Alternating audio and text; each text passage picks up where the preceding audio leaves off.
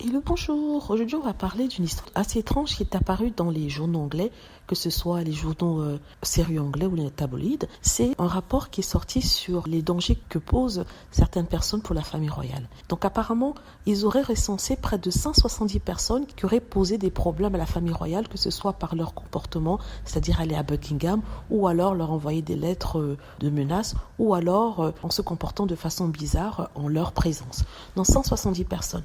Et ils ont classé 170 personnes dans des classes différentes selon le degré de menace. Par exemple, parmi ces 170, il y aurait 10 personnes qui présenteraient un sérieux problème pour la famille royale, c'est-à-dire qu'ils étaient dangereux. Donc ces personnes-là seraient approchées de la famille royale à plusieurs reprises, auraient eu des actions menaçantes, des actions violentes. Ils n'ont pas précisé qui exactement dans la famille royale, ils ont parlé de façon générale. En fait, c'est un rapport qui intervient après qu'une personne ait tenté de s'introduire ou se soit introduit dans Windsor, alors que la reine était absente. Donc ils ont fait une enquête pour voir le nombre de personnes qui ont essayé de se rapprocher de la reine et de la famille royale, ou alors qui ont envoyé des menaces à la famille royale.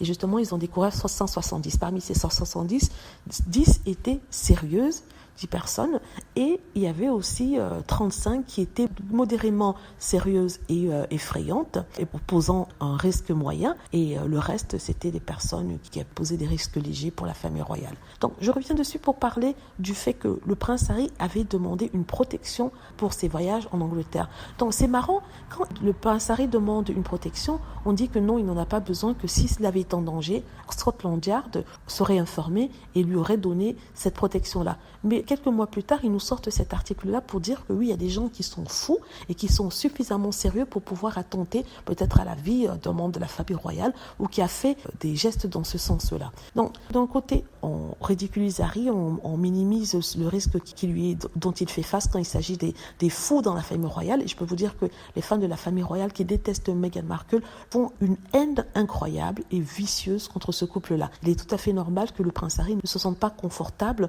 pour un retour en Angleterre tant qu'il n'a pas l'assurance qu'il sera protégé. Enfin, je vais vous parler de cet article-là parce que personne n'en a parlé. C'est sorti catimini dans certains journaux, dans les tabloïds, mais ils ne font pas le lien avec le prince Harry pour dire qu'il a raison. Parce que bien sûr, ça les mettrait dans l'embarras. Dites-moi ce que vous en pensez. J'espère que vous avez aimé la vidéo. N'hésitez pas à cliquer sur like si c'est le cas, à vous abonner pour plus de vidéos et à cliquer sur la petite cloche afin d'être averti lorsque je poste une nouvelle vidéo. Merci.